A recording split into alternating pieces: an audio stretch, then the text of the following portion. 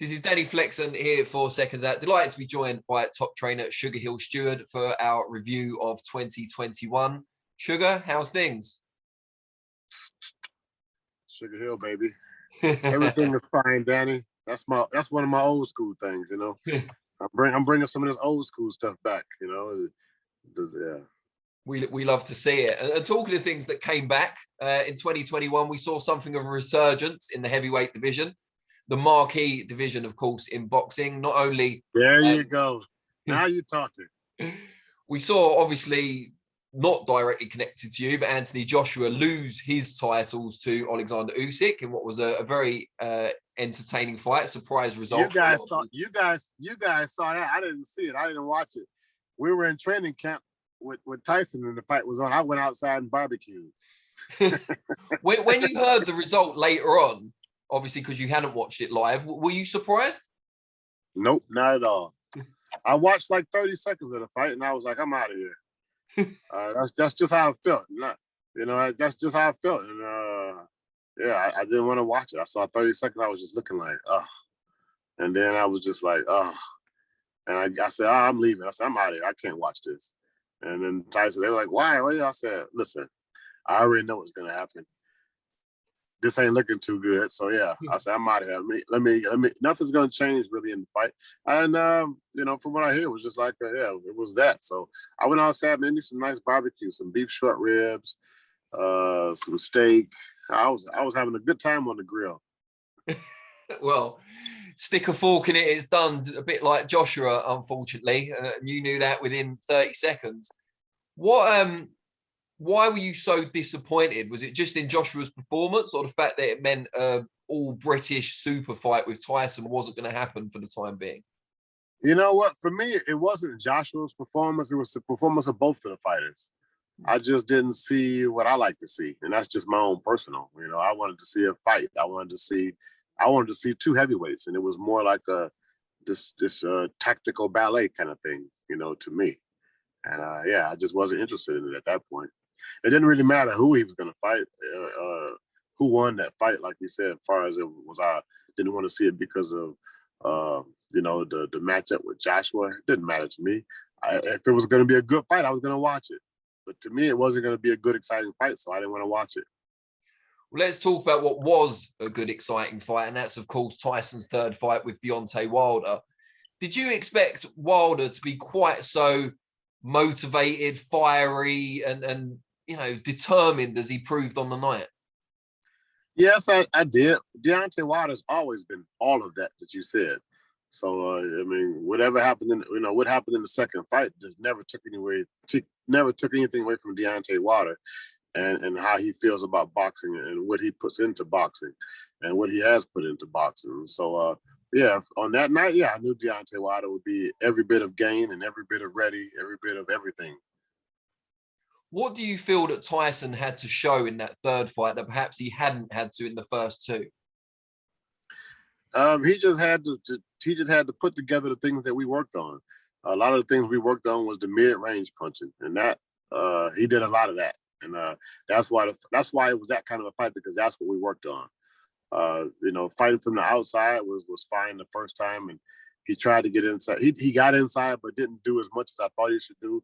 And just trying to complete the whole package with Tyson can fight on the outside, mid-range, and the inside. So just working on those things and being able to go out there and do those things in that kind of a situation with that kind of a dangerous fighter.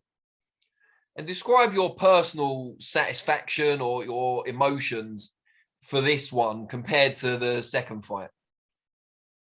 Well, for this one, I was able to get in the ring and Tyson jumped on the ropes and I tried to jump on his back.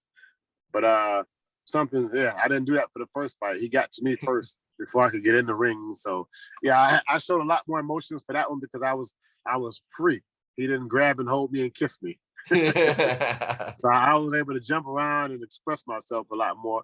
And that fight there it was more exciting. It was still always in my mind and in anybody's mind watching that one punch could end this fight with either guy and with either fighter. And that's what the heavyweight division is about. It doesn't matter how big, it doesn't matter in the heavyweight division. One punch, whether you can punch or cannot punch, it's just one punch in the heavyweight division that makes the big difference. Were you nervous at any point? Did you have your kind of heart in your mouth watching what was going on? No, actually, when he first got dropped, when Deontay hit him with the right hand, I was just like, oh, what did you go and do that for? And pretty much, you know, when he got knocked down, I was looking at him, and he seemed fine. He got up, got himself together, and went out there and did what a veteran fighter's supposed to do. He went out there and protected himself, got himself together, started fighting back, and then he eventually got caught with another shot, which I'm glad he got caught with, because it wasn't a proper punch, like, you know, to say like a legal proper punch. It was like a clubbing punch to the back of the head with his palm, with Deontay's palm. So yeah, I was very happy about that. And Tyson, you know, that punch to me didn't really affect Tyson. It was just more of an off balance pushing punch where he went down. And Tyson got up, the bell rang, and then the next round it was all Tyson Fury again. Now, you're something of an historian as well. How do you think that fight how do you think that fight compares with some of the great heavyweight fights in history? Well, I'm going to be a bit biased because I'm a part of it. So, and I'm actually feeling that, you know, I'm actually involved with it. So it's going to be a lot different for me. But I mean, there's been a lot of great heavyweight fights to think of. Riddick Bowe, Evander Holyfield, Muhammad Ali, you know, just to name a few. But I mean, for me, it's got to be Tyson Fury, you know, and Deontay Wilder rating up there, because these two are at the top of the game. These two fighters were in their prime. I mean, this is prime.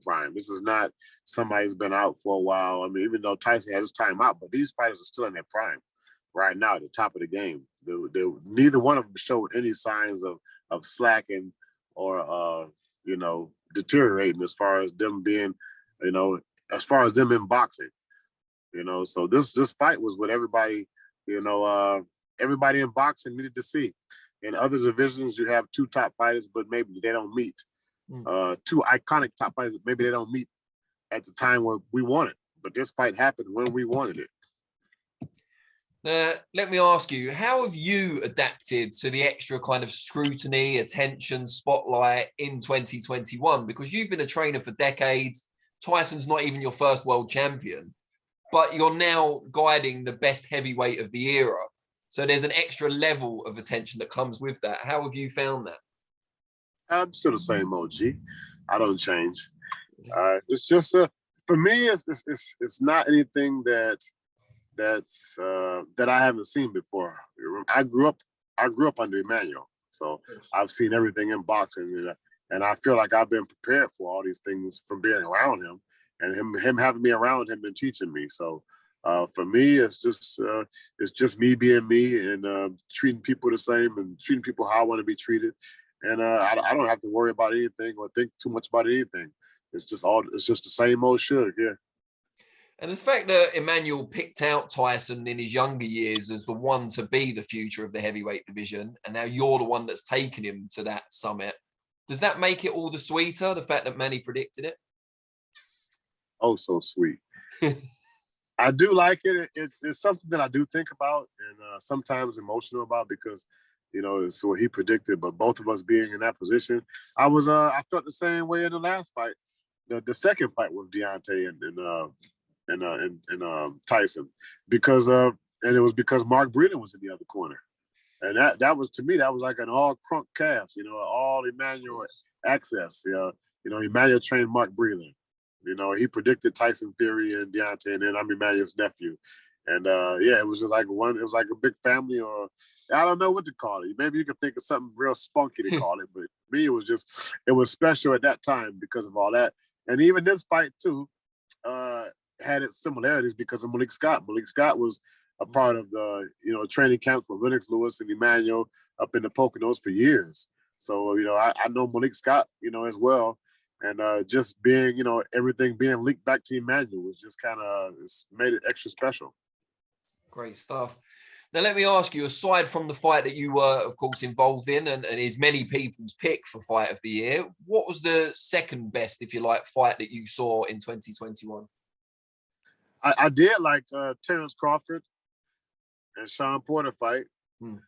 I also like Tank Davis fight. I just like knockouts. So yeah, I could go on. It's kind of unfair now because I don't want to leave anybody out and they feel like, oh, you didn't say nothing about my fight, but it was just so many great fights. I believe really, and I've been thinking about it, and I don't want to be too far wrong, but it seems like boxing is really taking off now. And I've said it once before, and this is just my own personal opinion, which I wouldn't say it if I didn't feel I was kind of correct, but it seems like after the second fight with Tyson and Deontay Wilder, where Tyson challenged the bully and was able to stop the bully, and that's big because nobody ever even thought to go at Deontay Wilder the way that we are planning to go at him, and I just believe that changed boxing. That big heavyweight fight, and the way it was talked about and led up to, and the outcome of it. Since then, it's just like boxing's just been flourishing, and it's because of the heavyweights. And now I see other fighters. Everybody wants a knockout now. Nobody wants these decisions anymore. Everybody wants a knockout, and I just feel like the fighters and everybody in boxing, they just feel anything's possible because of what Tyson and Deontay Wilder had did in that second fight. And in their trilogy, what happened in the first fight. People just feel like anything's possible. Like who would have expected? And now people can actually go out there and try to get knockouts and to be exciting and to make a big name for themselves and bring boxing back to the forefront, like it always should have been. I agree. Now, let me ask you to cast your eyes towards the future for a minute. Who don't we know about that's going to be? So, and I don't discredit the other fighters. I mean, they've been getting knockouts before that fight, and I'm only saying it just because it's the heavyweight division. It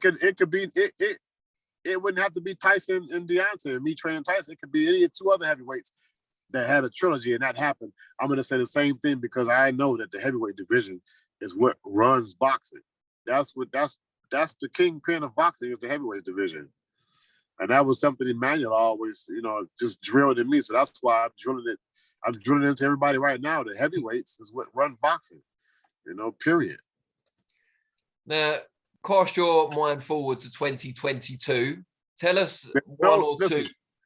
There's no other favorite man on the planet really that people want to meet that's more iconic than the heavyweight champ of the world. I agree. And that's with anybody with wealth and whatever else, success or not. But for people in the world, like that person is the one person that people want to meet, or just they kind of look up to in a sense because that one man is supposed to be that one man who could beat anybody else in the world. All right, go on. You can let me ask my final question. 2022, just tell us one or two fighters that perhaps aren't stars yet, but that we should be looking at next year. Oh boy, in 2022. I mean, I like to, and it's. I would like to see Terrence Crawford and Errol Spence fight in 2022. And that's two fighters. I like to see Tank Davis. I like to see our lightweight division. You got Devin Haney, that lightweight division, that junior lightweight division.